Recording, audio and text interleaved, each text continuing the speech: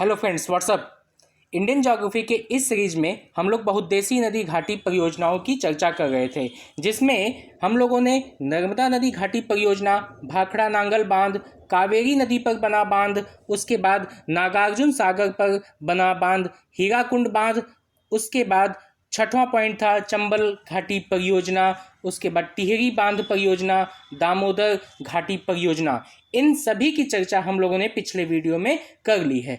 आज हम लोग इन सभी के अलावा, यानी कि इन 8 नदी घाटी परियोजना के अलावा जो भी इम्पॉर्टेंट है परीक्षा के दृष्टिकोण से, उसको हम इस वीडियो में कवर करेंगे। ये वीडियो थोड़ा सा लंबा होगा लेकिन बहुत ही इम्पॉर्टेंट होगा। जो भी पॉइंट एग्जाम में पूछे जा चुके हैं या अक्सर पूछे जाते हैं, उन सभी को हम इस वीडियो में कवर करेंगे। इसलिए इसे शुरू से लेकर के अंत तक आप पूरा देखिएगा, एक भी पॉइंट इसमें मिस मत करिएगा, क्योंकि एक भी पॉइंट अगर मिस हो गया तो वो आपके लिए दिक्कत कर देगा।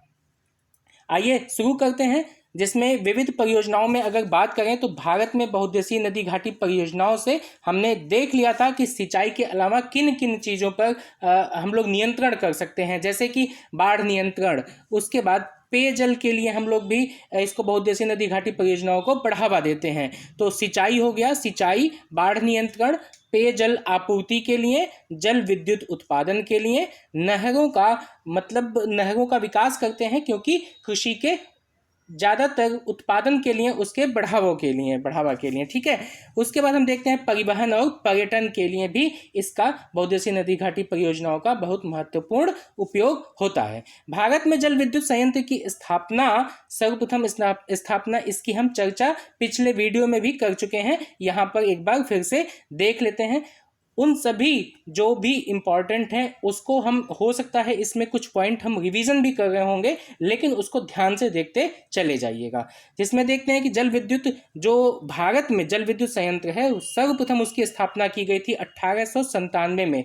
1897 में पश्चिम बंगाल में स्थापना की जा रही है, दार्जिलिंग के निकट सिद्रापोंग अथवा सिद्राबाग में। यानी कि ये इंपॉर्टेंट टॉपिक, 1897 में सबसे पहले स्थापना होती है जल विद्युत संयंत्र की। कहाँ पे? पश्चिम बंगाल में सिद्रापोंग अथवा सिद्राबाग में, ठीक है।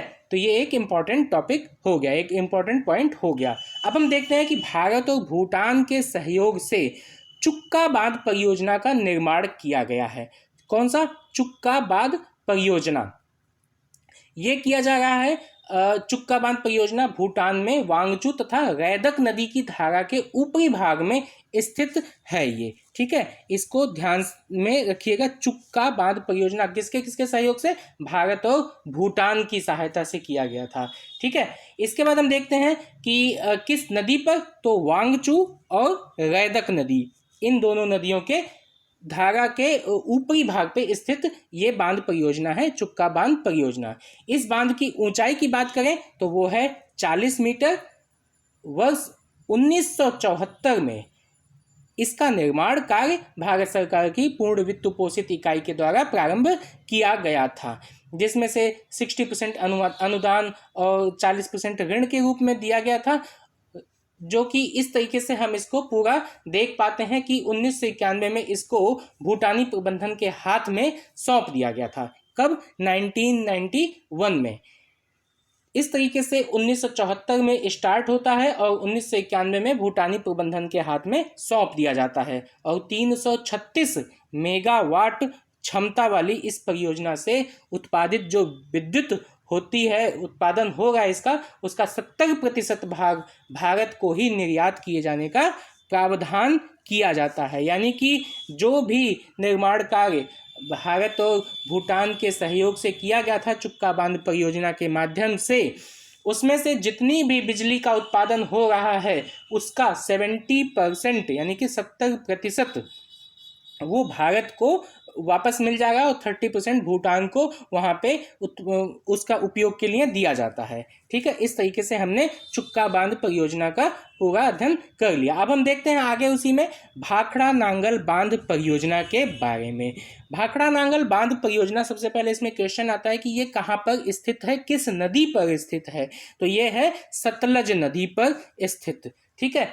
यह पंजाब, हरियाणा और राजस्थान, इन तीनों क्षेत्रों को देखिएगा, तीनों राज्यों में यह पंजाब, हरियाणा और राजस्थान राज्यों की संयुक्त परियोजना है। कौन सी? भाखड़ा नांगल बांध परियोजना। ये एक संयुक्त परियोजना है तीनों राज्यों की, पंजाब, हरियाणा और राजस्थान की। इसके बाद हम देखते हैं कि हीराकुंड बांध परियोजना के बारे में। हीराकुंड बांध परियोजना ओडिशा राज्य में महानदी पर ये स्थित है। इससे पहले भी इसको हम लोगों ने देख लिया है, ये इंपॉर्टेंट है, इसीलिए यहाँ पे हम फिर इसका रिवीजन कर ले रहे हैं। ठीक है। इसके तहत में हीराकुंड, टिकरपाड़ा और नराज के पास तीनों बांधों का निर्माण किया गया है। कहाँ कहाँ पे? हीराकुंड, टिकरपाड़ा और नराज, इन यहाँ पे तीन बांधों का निर्माण किया गया। इनसे लगभग 10 लाख हेक्टेयर क्षेत्र की सिंचाई की जाती है। तो सिंचाई हो गया और जल विद्युत उत्पादन भी यहाँ पे हो गया। 270.20 मेगावाट जल विद्युत का भी उत्पादन इससे किया जा रहा है हीराकुंड बांध परियोजना से। तो इस तरीके से हीराकुंड बांध परियोजना भी हमने देख लिया। अब आगे इसी में चर्चा करते हैं, जो कि एक इम्पॉर्टेंट ये भी है बिंदु, इडुक्की बांध परियोजना। इडुक्की जो है ये केरल में है, पेरियार नदी पर ये स्थापित किया गया है। इडुक्की बांध परियोजना का निर्माण कहाँ पर? केरल में और पेरियार नदी पर किया गया है। यह बांध एशिया का सबसे बड़ा आर्क डैम है। ठीक है। इडुक्की बांध की जो ऊंचाई है वो है 555 फीट, यानी कि 555 फीट की ऊंचाई लिए हुए है इडुक्की बांध। इसके बाद हम देखते हैं जो एक इंपॉर्टेंट है, नागार्जुन सागर बांध परियोजना। इसका निर्माण कृष्णा नदी पर किया गया है। तो ये भी एक इम्पॉर्टेंट है, पूछा भी जा चुका है कई एग्जाम में। तो नागार्जुन सागर बांध परियोजना किस नदी पर है? तो कृष्णा नदी पर यह स्थापित किया गया है। ठीक है। अब इसके बाद हम देखते हैं तेलुगु गंगा परियोजना। तेलुगु गंगा परियोजना ये आप जैसा कि देख पा रहे हैं, महाराष्ट्र, तमिलनाडु, आंध्र प्रदेश और कर्नाटक, इन तीनों चारों राज्यों में हमें देखने को मिलता है। कौन कौन से? महाराष्ट्र, तमिलनाडु, आंध्र प्रदेश और कर्नाटक, इन चारों राज्यों की संयुक्त परियोजना है तेलुगु गंगा परियोजना। ठीक है। कृष्णा नदी से जलापूर्ति प्राप्त करने वाली इस परियोजना से तमिलनाडु के चेन्नई नगर को पेयजल प्रदान किया जाता है। किस नगर को मिलता है? चेन्नई को मिलता है। यहाँ पे इससे जलापूर्ति की जाती है। ठीक है। अगर यहाँ से कृष्णा नदी से जो स्थापित है तेलुगु गंगा परियोजना, इससे चेन्नई को वहाँ पर पेयजल प्रदान किया जा रहा है, तो कहीं ना कहीं फिर यहाँ पे जल विद्युत का उत्पादन भी किया जा रहा होगा। इसी तरीके से तेलुगु गंगा परियोजना के तौर पे इसको हम देख पाते हैं। ठीक है। मेटू परियोजना इसके बाद हम देख पा रहे हैं। मेटू परियोजना जो है वो तमिलनाडु में कावेरी नदी पर स्थित है। ठीक है। मेटू बांध की जो लंबाई है वो है 1615.44 मीटर। तो इस तरीके से मेटू परियोजना भी हमने देख ली। इसके बाद हम देखते हैं मयूराक्षी परियोजना। ये भी एक बहुत ही इंपॉर्टेंट है, ये कई बार एग्जाम में पूछा भी जा चुका है। मयूराक्षी परियोजना ये पश्चिम बंगाल और झारखंड दोनों राज्य इससे लाभान्वित होते हैं। कौन कौन से? पश्चिम बंगाल और झारखंड। आप मयूराक्षी परियोजना आप इसको देखिएगा, एग्जाम में पूछा जा चुका है, कई बार इसके क्वेश्चन हमें देखने को मिलते हैं। ठीक है। इस परियोजना के तहत झारखंड में मयूराक्षी नदी पर ही, वहाँ पे एक नदी है झारखंड में, मयूराक्षी नदी, उसी नदी के नाम पर ही इसका नाम रख दिया गया है मयूराक्षी परियोजना। उसी पर कनाडा बांध निर्मित किया गया है, मतलब कनाडा के द्वारा निर्मित बांध है ये। इस बांध की पृष्ठभूमि में निर्मित जलाशय की जल ग्रहण क्षमता कितनी है? वो है 6610 घन मीटर। तो जल ग्रहण क्षमता 6610 घन मीटर है। मयूराक्षी परियोजना से लगभग 2.91 लाख हेक्टेयर भूमि की सिंचाई की जाती है और साथ में जल विद्युत का उत्पादन भी किया जा रहा है 4000 किलोवाट का। तो इस तरीके से मयूराक्षी परियोजना हम लोगों ने एक नजरिए में अगर देखना हो तो ये पश्चिम बंगाल और झारखंड दोनों राज्य इससे लाभान्वित होते हैं। कहाँ पर है ये झारखंड के मयूराक्षी नदी पर स्थित है। इसके बाद हम देखें तो इससे सिंचाई और जल विद्युत दोनों का उत्पादन किया जा रहा है और सिंचाई भी की जाती है, जल विद्युत का उत्पादन साथ में सिंचाई। तो इस तरीके से ये मयूराक्षी परियोजना हमने एक नजरिए में देख लिया। अब इसके बाद हम देखते हैं नागार्जुन सागर परियोजना की बात। नागार्जुन सागर परियोजना ये किस नदी पर है? ये है कृष्णा नदी पर। किस नदी पर? कृष्णा नदी पर, आंध्र प्रदेश में स्थित है। आंध्र प्रदेश और तेलंगाना की सीमा पर हमें देखने को मिलता है। अब इसके बाद हम देखें पोचमपाद परियोजना।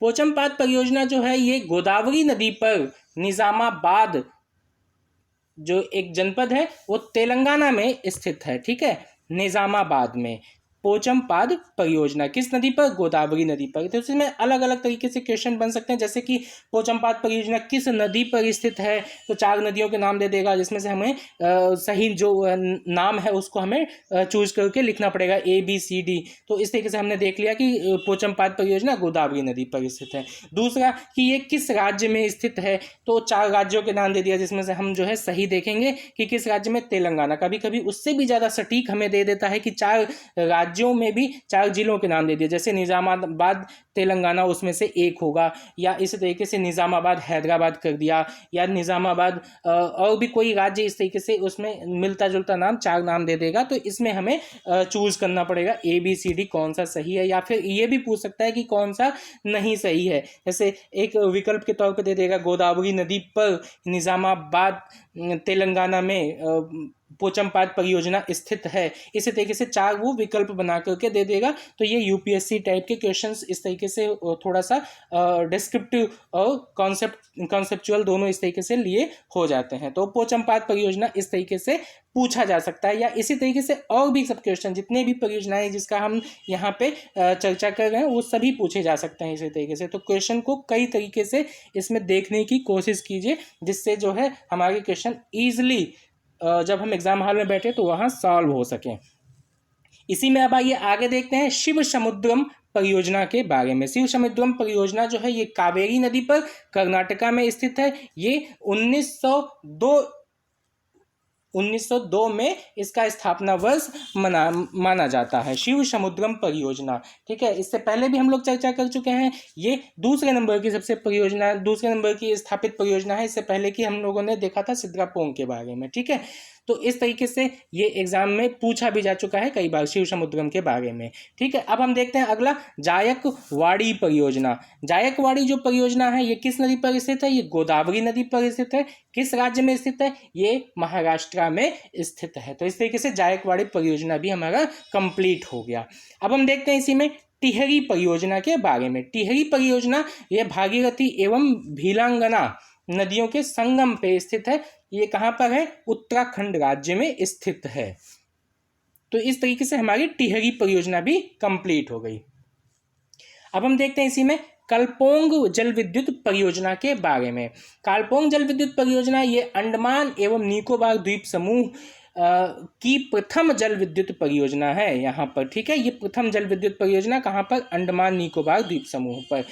किस नदी पर है? ये कालपोंग नदी पर ही स्थित है। जैसा कि नाम से ही पता चल रहा है, कालपोंग जल विद्युत परियोजना ये कालपोंग नदी पर ही स्थित है। ठीक है, इस तरीके से ये भी हमारा कालपोंग जल विद्युत परियोजना भी कंप्लीट हो गया। इसके बाद हम देखते हैं रिहंद परियोजना के बारे में। रिहंद परियोजना या गोविंद बल्लभ पंत सागर परियोजना के नाम से भी जाना जाता है ये रिहंद परियोजना। तो या रिहंद परियोजना या गोविंद बल्लभ पंत सागर परियोजना ये किस जिले में है? ये सोनभद्र जिले में पिपरी नामक स्थान पर रिहंद नदी पर स्थित है। ठीक है, सोनभद्र जिले के पिपरी नामक स्थान पर रिहंद नदी पर स्थित है। कौन सा? रिहंद परियोजना। यह 934 मीटर लंबा और 91 मीटर ऊंचा बांध है। इस तरीके से ये रिहंद परियोजना भी हमने यहाँ पे देखा। इसमें देखते हैं कि इस बांध के नीचे ओबरा में 300 मेगावाट क्षमता का जल विद्युत गृह भी स्थापित है। कहाँ पे? ओबरा में, इसी बांध के नीचे ही स्थापित है ये 300 मेगावाट क्षमता का जल विद्युत गृह। ठीक है, ये एक कृत्रिम झील गोविंद बल्लभ पंत सागर का निर्माण किया गया है। वहीं पर कौन सी एक कृत्रिम झील का क्या नाम है इसका? गोविंद बल्लभ पंत सागर। ठीक है, इससे भी सिंचाई की जाती है। लगभग 2.5 लाख हेक्टेयर भूमि पर सिंचाई की जाती है। ठीक है, यह उत्तर प्रदेश की सबसे बड़ी परियोजना है। कौन सी? रिहंद बांध परियोजना। ये उत्तर प्रदेश की सबसे बड़ी परियोजना है, इसीलिए ये इम्पॉर्टेंट भी हो जाता है, एग्जाम में पूछा भी जाता है। कभी कभी यूपी के एग्जाम में तो पूछा ही जाता है, वैसे भी ये एग्जाम में अक्सर पूछे जाते हैं। ठीक है, अब इसके बाद हम देखते हैं उकाई के बारे में। उकाई गुजरात की एक प्रमुख बहुउद्देशीय परियोजना है। कहाँ की? गुजरात की उकाई। ठीक है, सूरत से 94 किलोमीटर दूर ये उकाई नामक स्थान है। वहीं पर ताप्ती नदी है, ताप्ती नदी पर ही स्थापित है ये उकाई, एक बहुउद्देशीय परियोजना। ठीक है, अब इसमें देखते हैं कि ये कितनी मीटर लंबी, यानी कि 4928 मीटर लंबा और 68.6 मीटर ऊंचा एक विशाल बांध बनाया गया है। इससे भी कुछ क्षेत्रों में सिंचाई होगी। तो सिंचाई में हम देखते हैं कि लगभग 1.5 लाख हेक्टेयर भूमि पे सिंचाई हो गई है और विद्युत गृह के तौर पर इसको उपयोग इसका किया जाता है। तो यहाँ से 300 मेगावाट क्षमता की विद्युत उत्पादन किया जा रहा है। तो इस तरीके से हमने उकाई परियोजना के बारे में भी देख लिया। अब आगे इसी में देखते हैं कोयना परियोजना के बारे में। इससे पहले एक बांध जो है कालागढ़ बांध भी देख लेते हैं। तो कालागढ़ बांध जो है ये रामगंगा नदी पर इसकी स्थापना की गई है, इसको स्थापित किया गया है। इसकी ऊंचाई 128 मीटर, लंबाई 715 मीटर है। तो इस तरीके से हमने कालागढ़ बांध की भी चर्चा कर ली। अब आगे देख लेते हैं कोयना परियोजना के बारे में। कोयना परियोजना, जैसा कि नाम से ही पता चल रहा है, ये कोयना नदी पर स्थित है। कोयना नदी कहाँ पर है? इसको जब हम लोग नदी का अध्ययन कर रहे थे, भारत में नदियों के जितने भी विस्तार है उसके हम जब चर्चा कर रहे थे, तो उसमें हमने देखा था कि कोयना नदी कहाँ पर? महाराष्ट्र में देखा था। तो इस तरीके से कोयना नदी पर ही कोयना परियोजना स्थापित है, जो कि महाराष्ट्र में स्थित है। इसके बाद हम देख लेते हैं तवा परियोजना के बारे में। तो तवा परियोजना मध्य प्रदेश में होशंगाबाद जिले में तवा नदी पर ही स्थापित है। ठीक है, मध्य प्रदेश में वहीं पे होशंगाबाद जिला है, वहीं पर तवा नदी है। तवा नदी पर ही तवा परियोजना स्थापित किया गया है, उसके निर्माण किया गया है। इस बांध की जो ऊंचाई है वो 59 मीटर, लंबाई 1815 मीटर देखने को हमें मिलता है। ठीक है, इस तरीके से हमने तवा परियोजना भी देख लिया, जिसमें कि हम देख पाते हैं कि तवा जल संग्रहण क्षेत्र जो वहाँ पर है, वहीं पर उसके पश्चिमी सीमा पर सतपुड़ा राष्ट्रीय उद्यान तथा बोरी वन्य जीव अभ्यारण्य स्थित है। तो इस तरीके से हमने तवा परियोजना के बारे में भी चर्चा कर ली। इसी के बाद हम देखते हैं पोंग बांध के बारे में। पोंग बांध जो है ये व्यास नदी पर हिमाचल प्रदेश में लगभग 133 मीटर ऊंचाई लिए हुए है। इस बांध द्वारा निर्मित जलाशय के जल का उपयोग सिंचाई एवं विद्युत उत्पादन हेतु किया जाता है। तो इस तरीके से इससे भी कुछ क्षेत्रों में सिंचाई होगी, कुछ क्षेत्रों में विद्युत उत्पादन होगा। ये हमको हमेशा ध्यान रखना है, कुछ क्षेत्रों में सिंचाई और कुछ क्षेत्रों में विद्युत उत्पादन। तो जो भी बांध हैं या बहुउद्देशीय परियोजनाएं हैं, किसी न किसी उद्देश्य से उसको लगाई गई हैं। तो हमें ये ध्यान रखना है कि किससे सिंचाई, केवल सिंचाई की जा रही है, किससे, इन दोनों का, जैसे सिंचाई और विद्युत उत्पादन दोनों हमें देखने को मिल रहा है। कुछ ऐसे हैं जिनसे हमें सिंचाई देखने को नहीं मिलेगा, केवल विद्युत उत्पादन देखने को मिलता है। तो इसे हमें ध्यान रखना है। तो अब हम देखते हैं इसमें पोंग बांध में ही इसका निर्माण किस नदी पर? व्यास नदी पर हिमाचल प्रदेश में स्थित है। और हिमाचल प्रदेश के बाद हमने देख लिया कि सिंचाई और जो है विद्युत उत्पादन के लिए भी इसका उपयोग किया जा रहा है। इसे व्यास डैम के नाम से भी जाना जाता है। जैसा कि व्यास नदी है तो व्यास डैम के नाम से भी इसको जाना जा रहा है, लेकिन ओरिजिनल नाम इसका पोंग डैम या पोंग बांध के नाम पे भी इसको जाना जाता है। तो इस तरीके से इसको हमने देख लिया। इसी में कुछ और पॉइंट, इस बांध के द्वारा महाराणा प्रताप सागर झील का निर्माण हुआ है, जिसे पक्षी विहार घोषित किया गया है। ठीक है, महाराणा प्रताप सागर झील, इस बांध के द्वारा ही इसका निर्माण हुआ है, महाराणा प्रताप सागर झील का, जिसे पक्षी विहार घोषित किया गया है। अब इसके बाद हम देखते हैं मेजा डैम के बारे में। तो मेजा डैम जो है ये मेजा बांध, ठीक है, राजस्थान के भीलवाड़ा एक वहाँ पे जिला है भीलवाड़ा में, कोठारी नदी पर ये स्थित है, मेजा डैम या मेजा बांध। इस नदी का जो उद्गम स्थल है वो भीलवाड़ा जिले में होरेगा गांव के पास से अरावली पहाड़ी जब हम लोग देख रहे थे उसमें हमने देखा था कि अरावली पहाड़ी के पूर्वी ढाल से ये नदी का उद्गम होता है, वो नदी वहाँ से निकलती है। कोठारी बनास नदी की सहायक नदी है। कोठारी जो है ये बनास नदी है वहाँ पे, उसी की सहायक नदी है। इसकी स्थापना सिंचाई के लिए की गई है। देखिए यहाँ पे हमने अभी जैसे इससे पहले चर्चा की थी कि कुछ केवल जो है सिंचाई के लिए और कुछ जो है विद्युत उत्पादन और सिंचाई दोनों के लिए और कुछ केवल विद्युत उत्पादन के लिए। तो इसका जो हम लोग देख पा रहे हैं मेजा बांध को, ये सिंचाई के लिए इसकी स्थापना की गई है। ठीक है, इसके बाद हम देखते हैं तुलबुल नौवहन परियोजना के बारे में।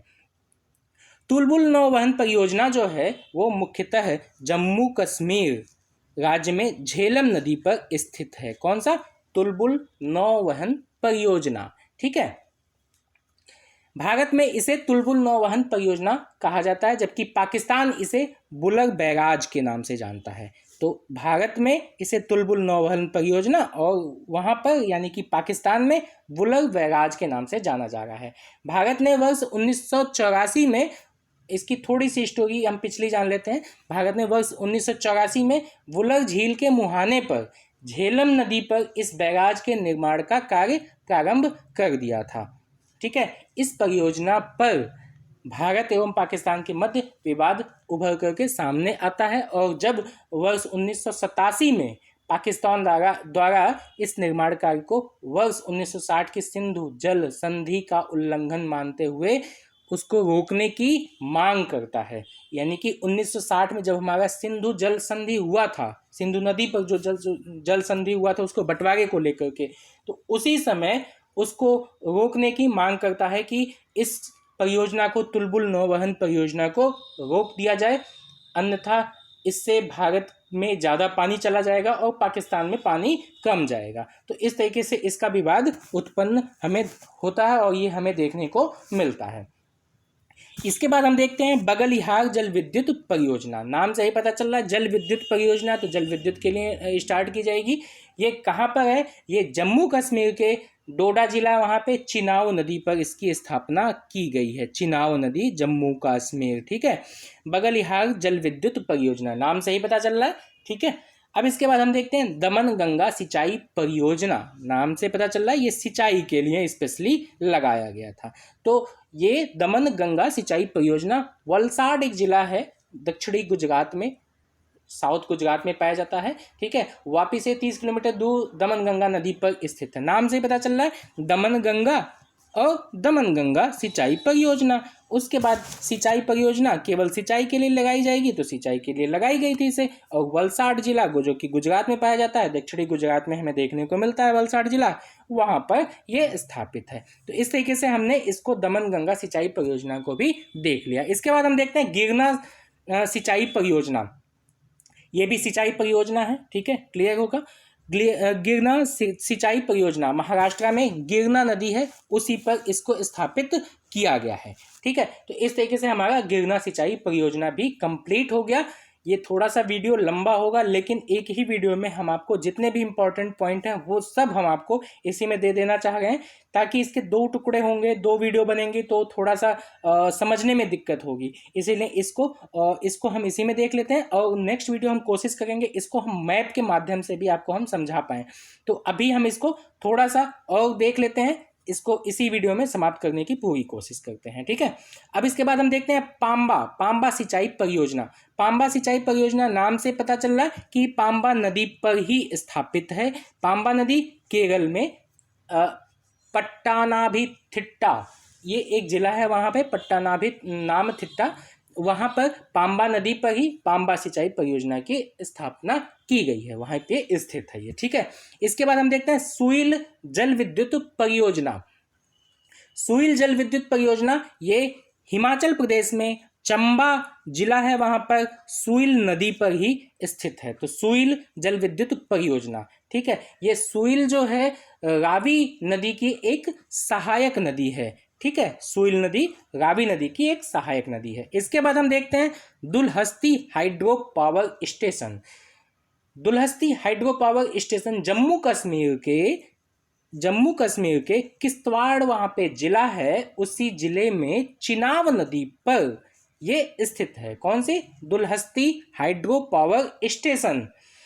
इस संयंत्र की क्षमता कितनी है? 390 मेगावाट है। तो हमने जैसा कि इसे पहले बताया था कि जो सिंचाई के लिए है, तो कुछ ऐसी परियोजनाएं हैं जो केवल सिंचाई के लिए हैं, कुछ ऐसी हैं केवल जो है वो जल विद्युत परियोजना के लिए लगाई गई हैं, कुछ ऐसी हैं जो सिंचाई और जल विद्युत दोनों के लिए हैं। तो ये दुलहस्ती देखिए, यहाँ पर ये हाइड्रो पावर स्टेशन नाम से ही पता चल रहा है दुलहस्ती हाइड्रो पावर स्टेशन के बारे में।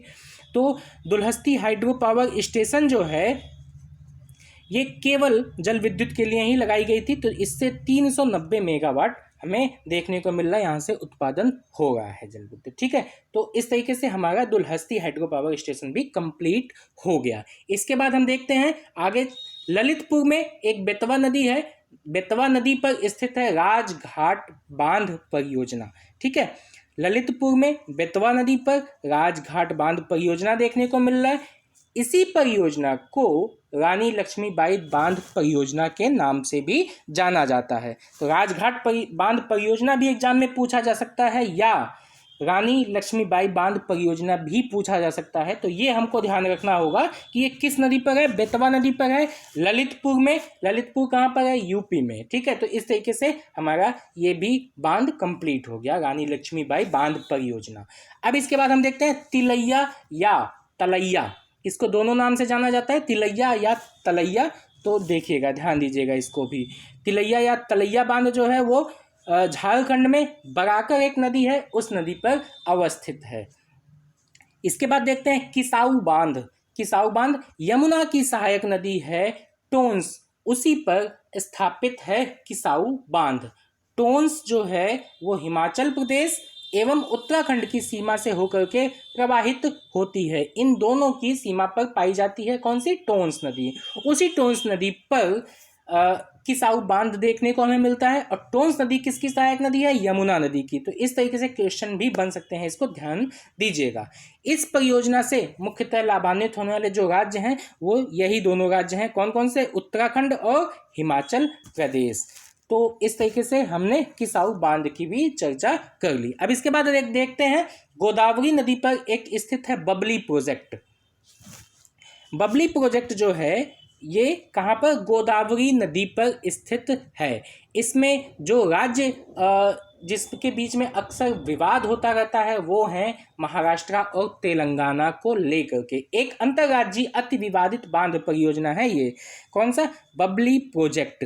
कौन कौन से राज्य इससे विवादित होते हैं, इसको भी एग्जाम में पूछा जाता है कि कौन से बांध परियोजना किन किन राज्य, मतलब उस बांध परियोजना को लेकर के किन किन राज्यों के बीच में विवाद है। तो यहाँ पे हम देख पा रहे हैं महाराष्ट्र और तेलंगाना के बीच में अंतर्राज्यीय अति विवादित परियोजना है कौन सी? बबली प्रोजेक्ट। बबली प्रोजेक्ट किस नदी पर स्थित है? वो गोदावरी नदी पर स्थित है। तो इस तरीके से हमारा ये भी कंप्लीट हो गया। इसके बाद हम देखते हैं तपोवन और विष्णुगढ़ जल विद्युत परियोजना के बारे में। ये परियोजना उत्तराखंड के चमोली जिले में अलकनंदा नदी पर स्थित है। अलकनंदा नदी पर उत्तराखंड में कौन सा? तपोवन और विष्णुगढ़ जल विद्युत परियोजना। इस तरीके से हमारा ये भी कंप्लीट हो गया। इसके बाद हम देखते हैं महाकाली संधि के बारे में। महाकाली जो संधि है वो भारत और नेपाल के मध्य में 1996 में हुई थी ये संधि। ठीक है, महाकाली संधि। इस संधि के द्वारा महाकाली अथवा शारदा नदी के जल के उपयोग की सीमा निर्धारित की गई थी। किसके किसके बीच में? महाकाली और शारदा नदी के जल के उपयोग की सीमा निर्धारित की गई। ठीक है, भारत और नेपाल के मध्य 1996 में संधि हो गई है। कौन सी संधि है? महाकाली संधि। इस संधि के क्षेत्र में शारदा बैराज, टनकपुर बैराज एवं प्रस्तावित एक पंचेश्वर परियोजना आच्छादित हैं। 3, ठीक है, पहला शारदा बैराज, टनकपुर बैराज, तीसरा जो है वो प्रस्तावित है कौन सा? पंचेश्वर परियोजना। ये तीनों आच्छादित हैं। तो इसके बारे में भी एक इम्पॉर्टेंट, ये हमारा पहला जो है हम देख पा रहे हैं भारत और नेपाल के बीच में है कौन सा, महाकाली। शारदा नदी को काली नदी के नाम से भी जाना जाता है। जब हम नदियों का अध्ययन कर रहे थे उसमें हमने चर्चा की थी इसके बारे में। तो महाकाली जो नदी है वो शारदा नदी के जल के उपयोग की सीमा को निर्धारित इसके माध्यम से की गई थी संधि के द्वारा, ठीक है। तो इसको ध्यान में रखिएगा, ये एक इम्पॉर्टेंट पॉइंट बन जाता है इसी के लिए, क्योंकि ये भारत और नेपाल के बीच में है संधि, ठीक है। अब इसके बाद हम देख रहे हैं कल्पसर प्रोजेक्ट के बारे में। तो कल्पसर जो प्रोजेक्ट है वो कल्पसर परियोजना के अंतर्गत हमें देखने को मिल रहा है खंभात की खाड़ी के पार एक बांध बनाने की योजना है जिससे ज्वारीय शक्ति उत्पन्न की जाएगी, टाइडल पावर, ठीक है। इसके माध्यम से, किसके, कल्पसर प्रोजेक्ट के माध्यम से खंभात की खाड़ी के पार एक बांध, खंभात की खाड़ी के उस पार जो है एक बांध बनाने की परियोजना है। इसमें क्या, टाइडल पावर उत्पन्न की जाएगी, ज्वारीय शक्ति उत्पन्न करने की परियोजना है। इस योजना के तहत एक विशाल जलाशय के निर्माण की भी योजना है जिसके ताजे जल का उपयोग कृषि, पेयजल एवं औद्योगिक प्रयोग के लिए किया जाएगा। तो इस तरीके से हमने इसे भी देख लिया। दिसंबर 1959 में भारत सरकार और नेपाल सरकार के बीच में एक जो है समझौता होता है, वो गंडक बैराज के निर्माण को लेकर के होता है। कौन सा, गंडक बैराज के निर्माण पे, नाम से ही पता चल रहा है गंडक बैराज हो तो गंडक नदी पर होगा। वाल्मीकि नगर में ये स्थापित है और 1968-69 में जो है इसकी निर्माण कार्य प्रारंभ होते हैं, जिसका उद्देश्य था नेपाल और भारत में बात करें तो उत्तर प्रदेश, बिहार में सिंचाई की सुविधा उपलब्ध कराना था। किससे, गंडक बैराज से। कहाँ कहाँ पर, नेपाल में और भारत में। भारत में कौन कौन राज्य, उत्तर प्रदेश और बिहार, ठीक है, जो कि नेपाल से सटे हुए हैं। इसके तहत पश्चिमी नहर प्रणाली, पूर्वी नहर प्रणाली और नेपाल में एक विद्युत केंद्र जल के बंटवारे पर सहमति बनती है। किसमें किसमें, पश्चिमी नहर प्रणाली, पूर्वी नहर प्रणाली और नेपाल में एक विद्युत केंद्र हेतु जल के बंटवारे पर सहमति। तो इस तरीके से हमने आज पूरा जितना भी अभी तक के जो 8 हमने चर्चा की थी बहुउद्देशीय नदी परियोजना के बाद में जो विविध परियोजनाएं, जो कि एक इम्पॉर्टेंट टॉपिक था, इसमें हमने उसको कवर कर लिया है। इसके बाद हम लोग अगले वीडियो में नई सीरीज स्टार्ट करेंगे। इंडियन ज्योग्राफी में ही 14वां टॉपिक होगा, वो हमारा कृषि के बारे में चर्चा करेंगे। तो आज हमारा ये टॉपिक इस वीडियो में बहुउद्देशीय नदी घाटी परियोजना के अंतर्गत समाप्त हो गया। इसको हम एक वीडियो और एक्स्ट्रा बनाने की कोशिश करेंगे, जिसको मैप के माध्यम से पूरे जितने भी बहुउद्देशीय नदी घाटी परियोजना है उसको हम एक जगह पे हम मतलब सभी परीक्षा के दृष्टिकोण से एक जगह पर ही, एक मैप में ही हम सभी जितने भी बहुउद्देशीय नदी घाटी परियोजना है उसको समाहित करने की पूरी कोशिश करेंगे। तो हम इसको यहीं समाप्त करते हैं। Thank you. वीडियो अच्छा लगा हो तो इसको सब्सक्राइब कीजिए और अपने दोस्तों के साथ में, फ्रेंड्स के साथ में इसको शेयर भी कीजिए। Thank you.